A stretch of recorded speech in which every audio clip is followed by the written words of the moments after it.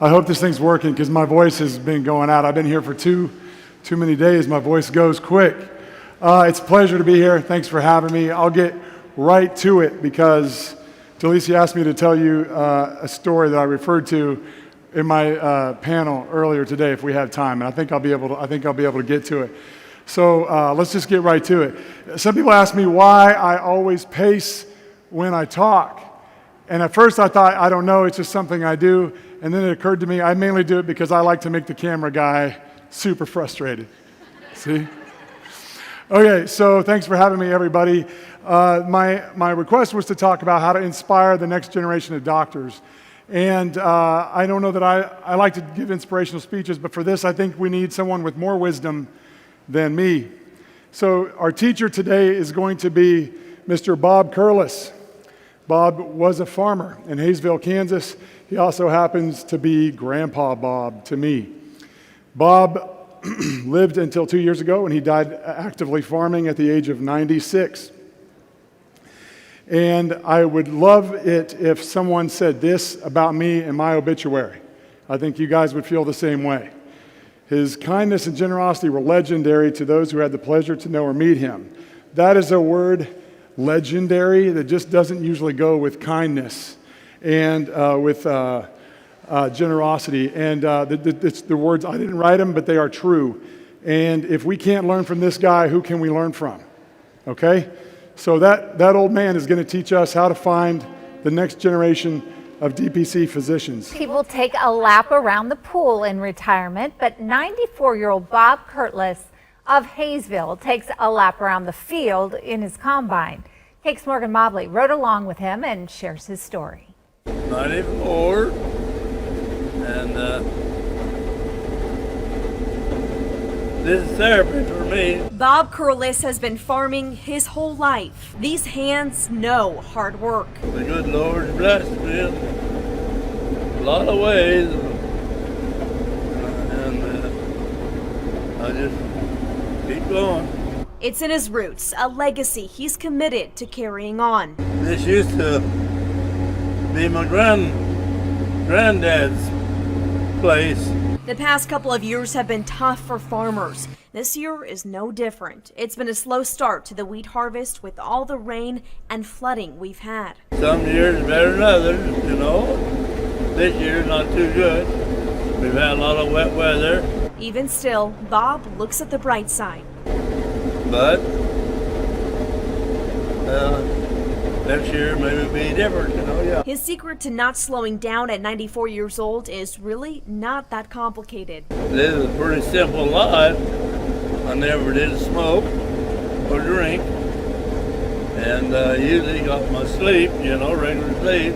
Bob knows his days are numbered, so he takes another lap around the fields, making the most of today. This might be my last day. Then I might be cutting wheat 5 years from now. With a bin filled with wheat, Bob shares these words of wisdom. Just enjoy what you do and do the best you can, and the rest of it will take care of itself, yeah. Bob isn't planning on quitting anytime soon. In fact, he tells me until his dying day, you can find him right here cutting wheat on the Curlis farm. Reporting in Hayesville, Morgan Mobley, Cake News, on your side. All right, so that's an inspirational guy. He was very inspirational to me, and he has a lot to tell us. And here we go. So this is the quote from the video that I'm going to spend some time on today. And he says, enjoy what you do, and do the best you can, and the rest will take care of itself. By the way, he did not make it 5 more years, but he did cut wheat for 2 more years, and he died farming exactly like we all knew that he would. Here's what I want to ask. Is this what we're doing? Now, I would argue that most of us here who are practicing in the direct primary care model can answer these 2 questions in the affirmative. Now that I'm a direct primary care doctor, I love what I do. I mean, more than enjoy it, I love it. I look forward to it every day, which I could not say when I was on the inside. And I would also say that the model allows me to do the best I can. What about our colleagues that are inside the system? What can we say about those people? Well, let's have Grandpa Bob ask them, do you enjoy what you do? Well, You guys see these pictures, right? Online, on every article ever. Okay, so if you Google stock image with the words physician burnout, you get 18,000 results. You get 18,000 pictures of models wearing white coats touching their face. And I actually Googled doctors without burnout who don't touch their face or something, and I got a few of those. So there's not 18,000 pictures of stock models and white coats touching their face if that's not a real issue. So it's an issue, but we have, as I think Kenny, are you here? I think Kenny referred to this in the opening talk this weekend, or this week.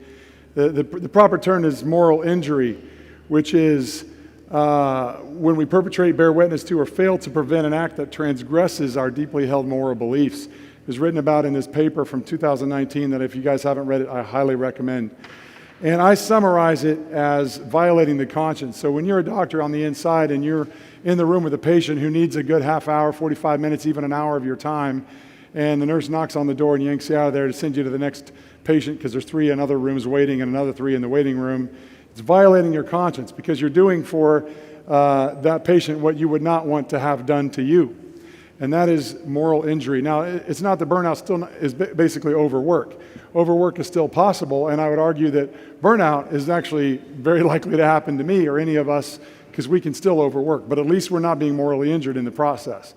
So this is from that paper, and they talk about, on the inside, yoga, mindfulness retreats, and all that stuff, meditation. Well, it won't fix prior auths getting in the way of your care, no time to do your job right, or computer systems that aren't about taking care of patients, but about getting paid, right? So we can ask that question, do you enjoy what you do? Well, it's pretty weird for a job that morally injures you to be enjoyable, so the argument is no.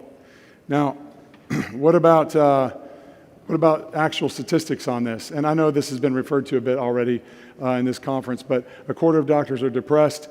Right now, a doctor in the United States kills themselves every 22 hours. That's a really sad and true statistic, and it's particularly bad for women who in medicine are 130% higher than their age-matched counterparts with their suicide rates. So 2/3 wouldn't recommend the position and half want to quit. So once again, doctors on the inside, Grandpa Bob would say they're not doing this wise old advice that he gave the reporter who rode around with him on the combine. So what if he said to them, are you doing the best you can? Well, it didn't take me long to curate a dozen headlines from Google about overcharging inside the hospital system. If you have time and you can download the slides later, whatever, you can read all of them. But it's pretty crazy, 1,000, that article that Emily Silverman published 2 weeks ago where I was interviewed, she came out to our clinic. She described these prices in the best adjective possible.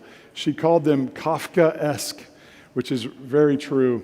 But $1,400 for a Band-Aid, $15 per Tylenol pill, all that kind of stuff. But these aren't just headlines. These are real. These are scans of people's bills. So in this case, a patient was charged $11 because she cried before surgery. In this one, a woman was billed $40 to hold her baby in the hospital after her C-section. And on this one, this is up north in San Francisco at Zuckerberg Hospital, where this poor dude got a bill for $3,000 for one stitch. He got a little tiny cut in the ER. They put one stitch, and he got a bill for $3,000. These are real. This is not doing the best we can for people, right? So what about the weights? The signs that are on the side of the highway, the infinity minutes in the whatever. Like, if these signs would not exist on the side of the highway if waiting time to be seen and get health care wasn't a problem. Meanwhile, back to our headlines from the internet, there's patients killing themselves in the medical center waiting room. There's veterans who died waiting on fake lists for care, or hidden lists, I should say. Obviously, a big problem with the system being broken. This Canadian woman dies after a 7-hour wait in the ER waiting room. But that's true not just in the emergency and urgent care fields, it's also true in primary care physicians' clinics. So as you can see here, 60% of American primary care offices have a 2-week wait for an appointment. Well, it doesn't do you a lot of good when you're sick now. Okay, 20%, 4 weeks, and only 10% can get you in the same day. All of us in direct primary care can always get our patients in the same day. So back to once you're in the doctor's office, what then? Well, now you're rushed. Once again, easy headlines. You find all these headlines about doctors being in big, gigantic hurry with long lines or with long waits and short amounts of care because the doctor's looking at the chart, not at the patient, being rushed through because the system is so badly broken. So this is where I usually talk about the statistic about animal care versus human care in the United States. If you are a human and you want to go see your primary care physician, you're lucky if you get 7 or 8 minutes on average of the doctor's time. Many of you already know that. If you happen to be a dog or a cat, you will get at least 15 minutes of your doctor's time. The obvious conclusion there is if you want to spend time with a doctor, you should get a veterinarian. Here's my sort of, I guess I'll just say this is my opinion, that residents and medical students rarely have insight to this reality, or at least to its severity. I think there's exceptions to this, and we've had a few students and residents today that have been here this week, and I'm really happy to see them here. But overall, this reality is hidden from them. I'm not sure that I can sit here and accurately guess why that might be, but I've got all kinds of tinfoil hat reasons why I think that might be. But the bottom line is they're being kind of led down a primrose path, spending years and years in training, and then they get quite disillusioned. Do they not?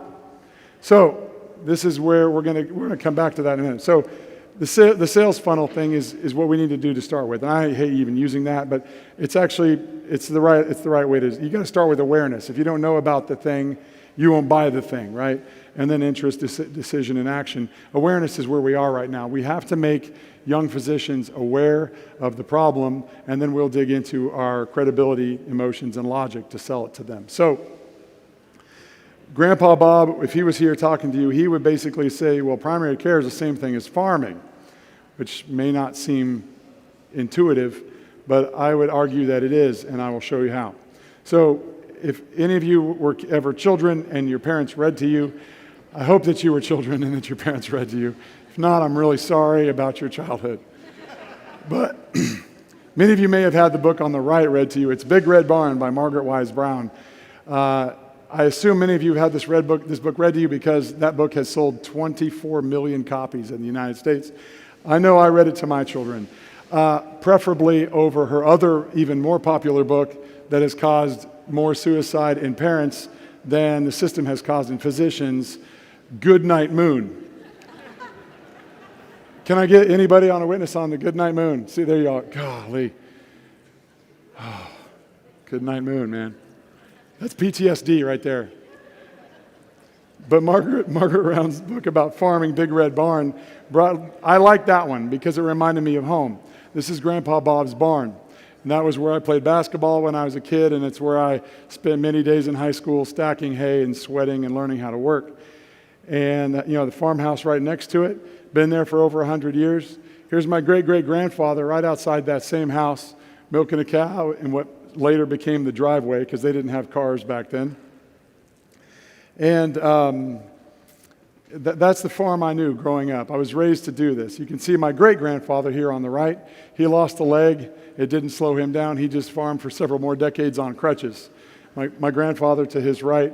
And then came my uncle, the guy with no shirt and the crazy cuffs on his pants, and my dad behind him, and that's me in front. And then came along my cousin a little later, and that's 20 years ago now. But you can see this is me on the right. I was raised to do this. I was out there getting skin cancer at a very young age, as farmers are known to do. But it didn't come as a huge surprise to Grandpa whenever I did not go into the family business because from day one, I wanted to do that. So that's me diagnosing a grade 3 heart murmur on my mom. I saved her life that day.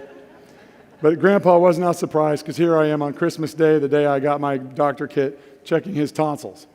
So he was not surprised that I did not go into the family business. But here we are, me and my sister, a couple of cousins, just my poor grandpa can't even get a place to sit hardly on his own combine. And this is sort of what we knew. And it's all I knew is the family business, the family farm, doing farming right. It's all I knew. By the time I was in high school, this is me in high school, I started becoming more aware and conscious of how hard Bob worked, both on the farm, but he also had a full-time job. It was never even something I thought about.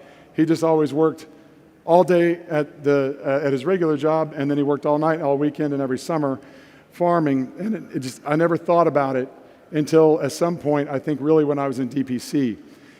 His regular full-time job, by the way, was he was a maintenance guy and bus driver for the school district, where he worked for 61 years, which is a record that will never be broken in the Hayesville School District. In fact, about 3 months before he died, they built a multi-million-dollar transportation facility, and they named it after him. And here's a picture of my son holding the plaque next to Grandpa Bob before they hung it on the wall. And it looks like that, and it's awesome. It's like 3D. They had a guy model, like it's like a little, sort of like a statue of my grandpa that's on the wall of the facility there.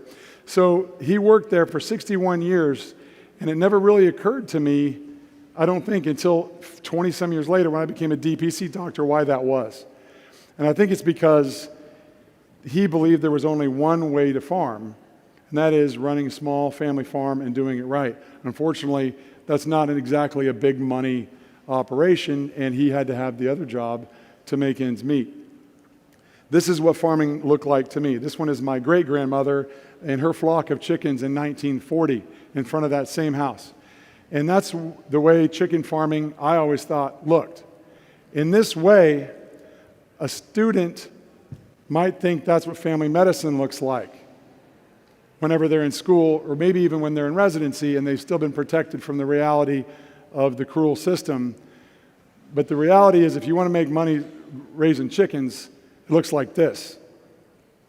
I did not know about this whenever I was in high school, when I was younger than high school. I didn't know something like this was a thing. It never even occurred to me, because family farming, doing it the right way, is all I knew, which is why I really appreciated Jeff Goldblum's character in Jurassic Park, because he had this quote: they were so preoccupied with whether or not they could, they didn't stop to think about whether they should, which I would argue is what's happening in the corporate farming world, where you have all of this stuff happening. These are cattle, a cow, a bull, and a couple calves from the same file where I found the pictures from my childhood. That's what cattle look like on our farm. Lots of room, lots of grass to eat, and let me tell you, they make some delicious steaks. I am, by the way, I do identify as a vegan or a vegetarian, because all those cows eat that grass and turn it into meat for me. But this is what it would look like if Grandpa made big money raising cattle. So the program director at my residency program, his father ran a CAFO like this. That stands for Confined Animal Feeding Operation, outside of Dodge City. And he told me that it was nothing on an average, you guys, an average day for a place like the one in the lower right of your screen to lose 9 or 10 animals. They had a thing, I think of it like the milkman. It's like a truck that comes around and delivers things, except for it was the dead truck that has a crane on it, and they had a dead pile, and every day at a very specific time, the guy would show up with his crane truck, put the 10 dead cows in it, and take them to the glue factory, and that was normal operating expense and normal loss for farms like that. I can tell you, if you look at the picture in your upper right corner, if any of those animals died, my grandpa would have been downright depressed for a while. We didn't lose cattle, and we did. It was a sad thing. These places in the lower right, they lose 10 of them a day, and it doesn't bother them a bit. How can we not make the jump that this is what healthcare has become? Okay, same thing with wheat farming. Here's us messing around on Grandpa's combine. No idea that it could be done with $1 million worth of combines in a gigantic field full of genetically modified grain that gets triple the yield at God knows what risk, because it's genetically modified stuff. So Bob farmed the right way. He loved what he did the best he can, and he was happy.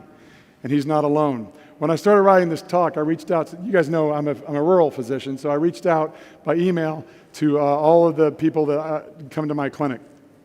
Many of them are small family farmers. I said, send me some pictures of your farms, and boy, did they do so. I think I've got them all. I think I've got them all into the talk here, and we can just do this all day long. But there's the dad showing his little boy how to plant things. little kids being taught how to farm responsibly and ethically on a small family farm. These are all patients of mine or of our clinic. This is the most photogenic of the families. They went all out with this request I sent them. This guy with his guitar is kind of photogenic. The guy in the blue shirt is also my PA. He also is a family farmer whenever he's not practicing medicine. And this guy in the cowboy hat is the father of my nurse, and those are my nurse's 4 children. This is my dentist, and he also is a farmer. Because, like I said, many family farmers, in order to do it right, don't make a lot of money, so instead they have to have a god-awful job like being a dentist. This one doesn't have any people in it. I don't even know whose farm this is, but I just thought it was a beautiful picture because they sent it to me. And this is a family I take care of with their little piglets. It's just a cute picture. But look at their faces. See how happy they are?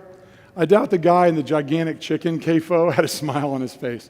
Those chicken CAFOs, those big barns with 10 billion chickens in them, they usually have 6 or 8 of them like that, one next to another. And most counties and all the agricultural states in the United States don't allow them to be built pretty much within 1,000 miles of civilization because they smell so bad. And so they're the ones you see when you drive across I-80 and I-70 out in the middle of nowhere. And so I doubt that guy walking in the ocean of chickens had a smile on his face like the people in the picture you just saw. But just like the family farmers are farming ethically, direct primary care clinics today are practicing ethically, humanely, sustainably, and naturally. I cannot fail to make this analogy. Instead of this, it looks like this. And that's the way it ought to be. Now, how does that look for the clinic side of things? This is only about an hour from my house. Dr. Newhoffel's in here somewhere. There he is. He doesn't like this picture either because he knows exactly what the cost of this building did to the cost of healthcare in Lawrence, Kansas. But instead, we go from just like I said, just like we go from this right to this, we can go from this to this. And this is my clinic, and it's out in I don't need the gigantic glass, whatever, or this, or this, or this, or this, or this. I can do this all day long. DPC clinics are coming up. They're small, and they're taking care of people, and they're doing it right. And none of us look like this. Instead, we look like this, or this, or this, or this. Smiles all around, right? So that's what we know. We know that we do not have to do this corporate garbage in order to do the job right and to make money, treat people the way we want to treat it, and be happy. The question is, how can we get the next generation of doctors to understand that whenever the allure of the money from the corporate crap is so big? All right, that's what I'm going to spend the rest of the time talking about. So I'm going to try to keep my momentum, you guys, but this part's going to suck. I did do some surveys in preparation for, no, it doesn't suck. It's just not, it's pie charts. I know, I hate them too. But I did a couple surveys. So here's some of the things that we learned. First of all, I asked lots of doctors all across the country about how they got into DPC. Here's some of the things I learned. For the first thing, you can see here that 61% of current DPC, these are practicing physicians, practice inside the system for at least 7 years. And almost half of them more than 10 years before they went into DPC. Now, this is a little bit harder to read in pie chart form, but watch what happens whenever I graph this out as a bar. This is percent of active DPCs versus the year they opened. And what you can see right here, and this is crazy, is 63% of DPC practices have opened in the last 5 years.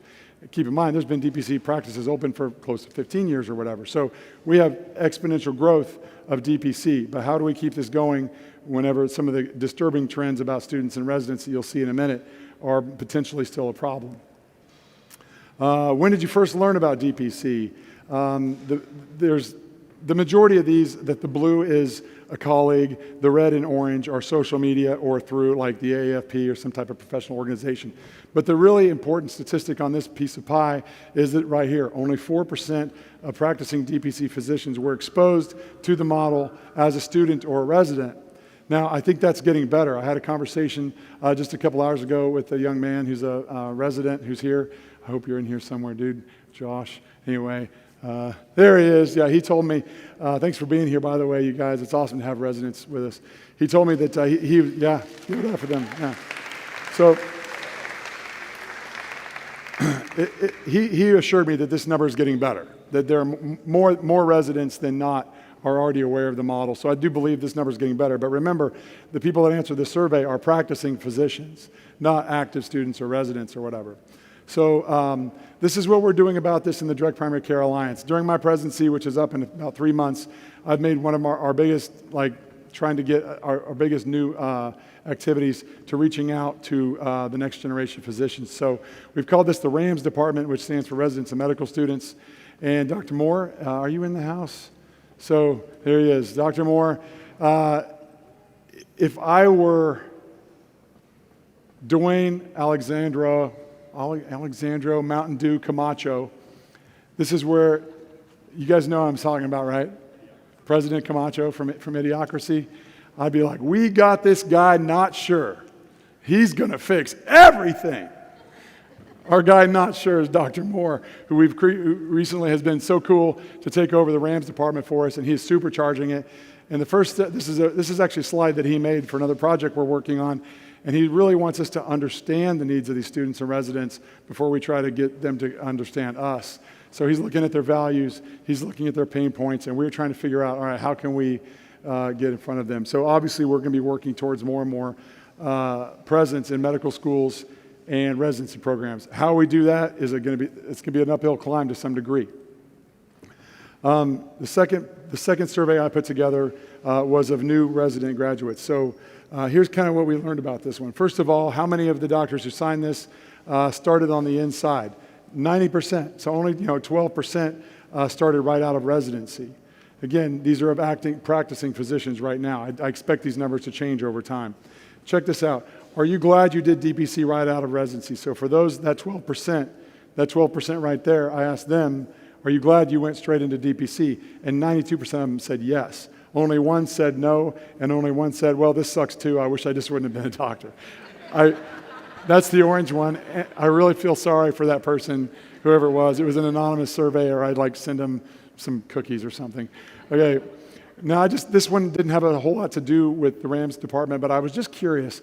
Since I'm talking to doctors who went straight from residency into DPC, I asked them, did they feel like their residency prepared them? And interestingly, half of them said no. However, of that half, the majority of them said they curated ample resources to do what they feel is a good job. And about half said they thought it was great. And then there was this 8% that was like, yeah, it was about 2 people out of the 25. No, I don't really think I was ready, and I probably should have worked on the inside first and done a little more volume. So these are, again, from the ones who went right out of DPC into residency into DPC. I asked them if it was a financial stress. 2/3 said a little bit, but they hustled and they made it work. 1/5 were spoiled because they had money from somewhere else. And then there was a small percentage that did have a little bit of a financial stress from it.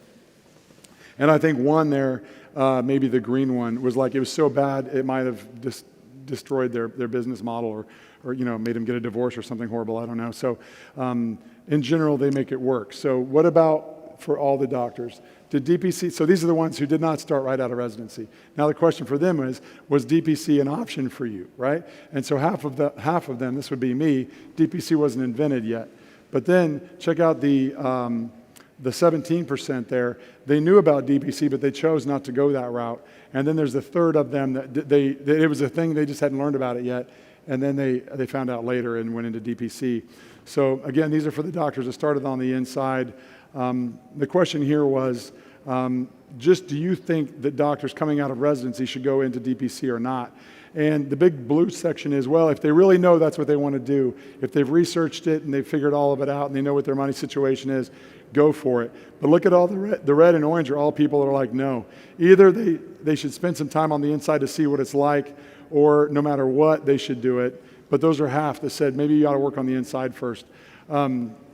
Dr. Moore said something to me a couple weeks ago that reminded me of this slide. I think you called it like the Afghanistan principle or something, which is something that only an Army guy would say. But he's right. He's like, I don't need to go to Afghanistan and get shot at and sleep in the sand and like all of that. I'll just take your word for it and stay here. That's kind of the principle, is a lot of us are like, you don't need to go to Afghanistan, like just trust us, DPC's awesome. But at least half of the doctors think maybe you ought to get a chance to go put your boots on the ground for a while and see what you're missing out. There's definitely some pros there. One of them is it gives you something to compare to, right? So you get some what's the word I'm looking for? It's an R word.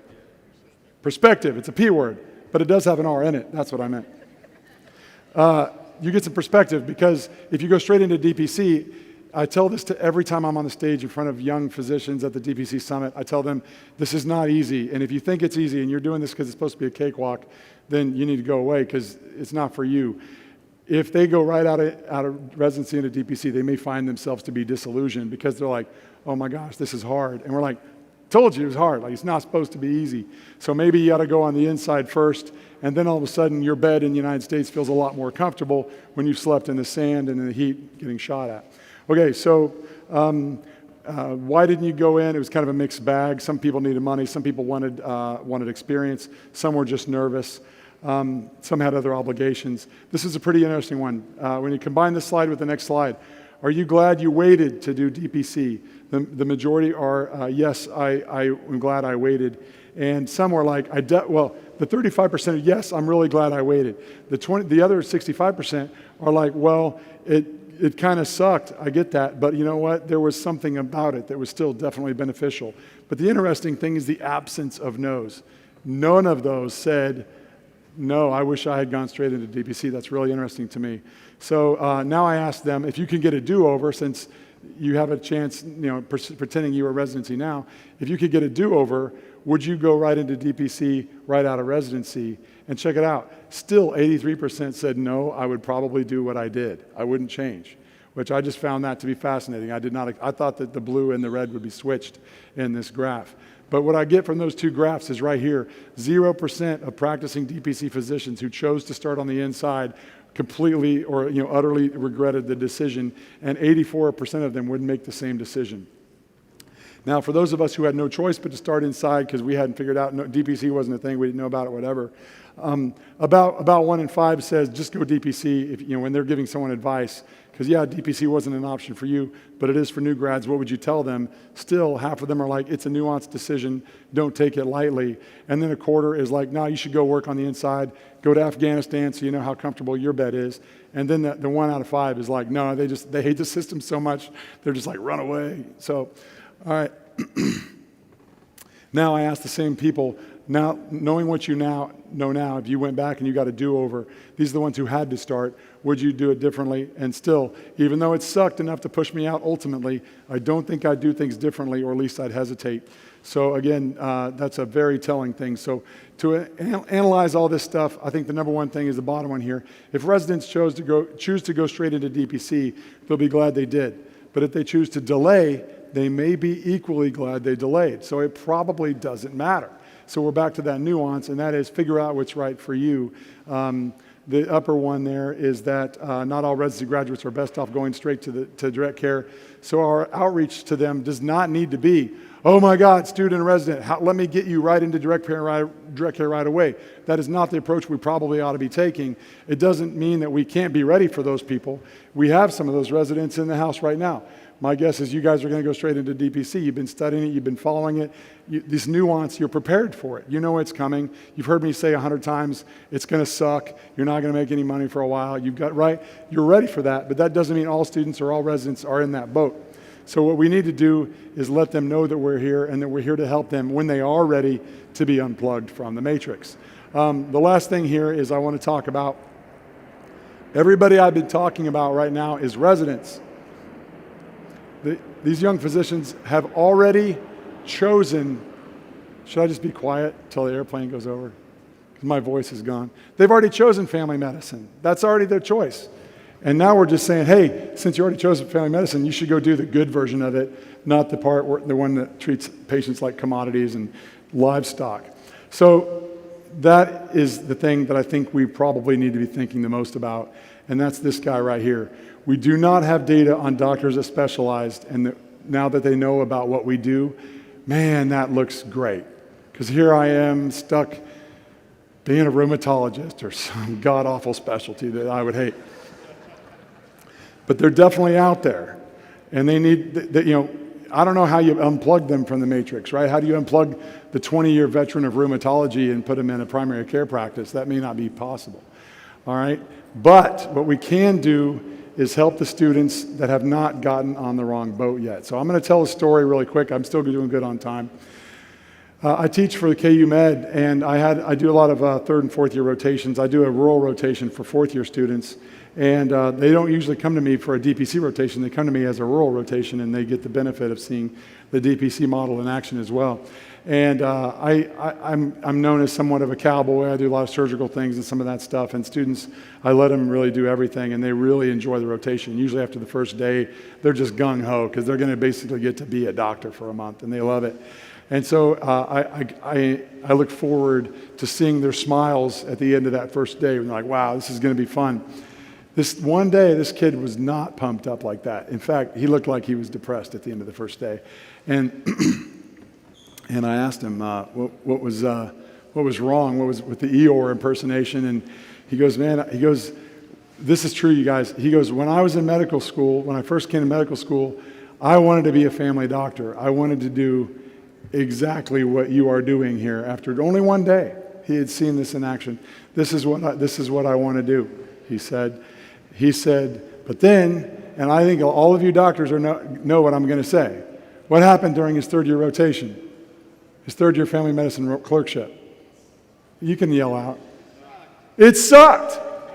It downright sucked because they will run them through some clinic in the city where they have 30 or 40 doctors, each one of them seeing 20 patients a day, and it's just treating them like livestock, running them through like cattle, and then the doctor's burned out and ticked off and frustrated and spends all night long charting and all of that. And the dude's like, oh, wait, this is family medicine? Well, now I don't want to do this. This is the kid who grew up reading Margaret Wise Brown's Big Red Barn and then showed up to his first day of the farm, and it's like 10 billion chickens and it smells like crap. And he's like, this is farming? This is nothing like my childhood book. So this kid was kind of depressed. And this is the image that was in my mind when I listened to him tell the story, is he is on the boat in the foreground in this picture, but he just came to the conclusion he was supposed to get on the one going the opposite direction in the background. And now he's like, crap, I'm on the wrong boat, but we've already said sail, they're going that way, but I know I'm on the wrong boat, but I don't really know if I can get off now. I mean, you probably can, but now you got to swim, right? So if he does jump off, what's that mean? I don't know, maybe he does 1 year oh, by the way, if I didn't tell you, he matched in psych. So when he was on my rotation, he had already matched in psych. No wonder he was depressed. So he could do 1 year of his internship in psych, get back out, get back into the match, maybe have to scramble because now he's some weird version of non-traditional or whatever. That's the swim, and he might make it to the other boat, and he may be all right, but he lost, if nothing else, he lost a year of his life. That, you guys, is who we need to get the message. Because is Kenny here? Kenny, at his first talk, said, 6% of residents last year matched in family medicine? Our goal, or the AAFP, gosh, I didn't want to say our when I said AAFP, sorry about that. The goal that the AAFP set was 15%, 25 by 2030, which is still too low, but whatever. The bottom line is we undershot it by a long ways.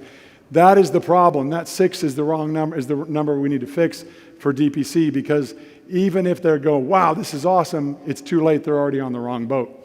So to inspire the next generation of DPC physicians, we must reach them with our message. But many of them will find us even if we don't find them first.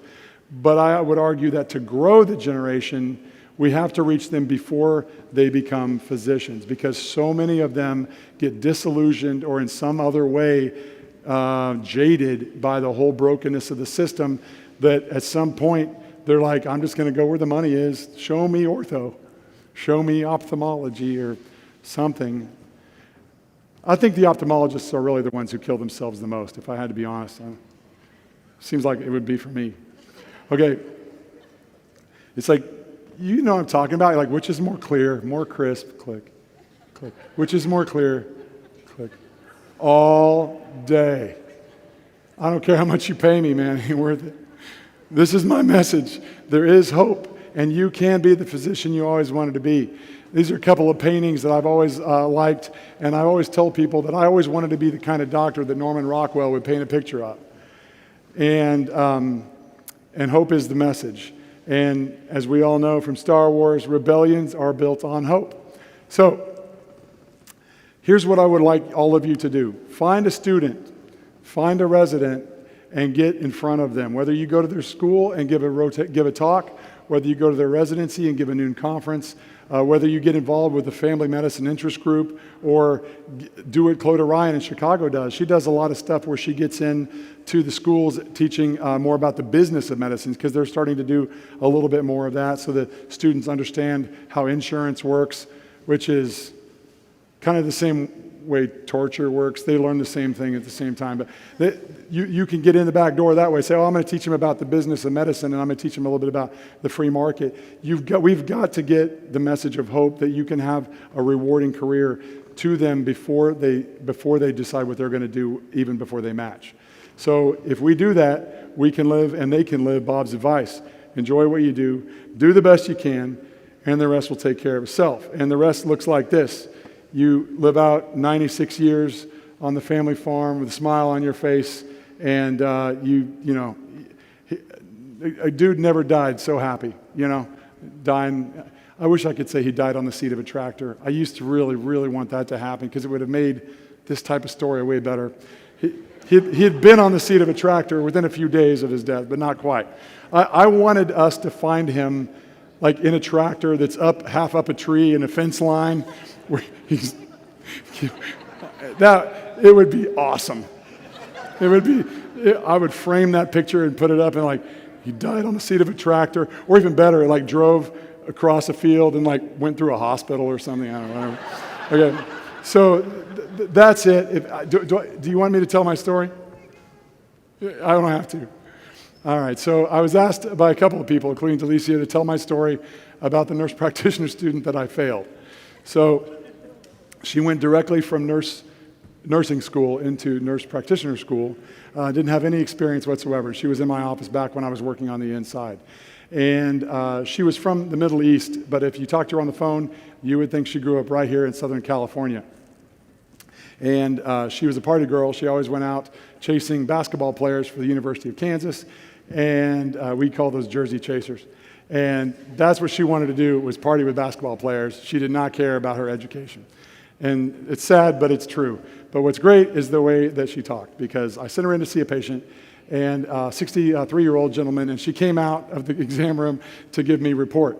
And I'll just tell, how many doctors, just real quick, I don't want to bore everybody, a lot of doctors. So those of you who aren't doctors, this gentleman had preseptal cellulitis, a superficial infection of the skin of the eyelids around the eye.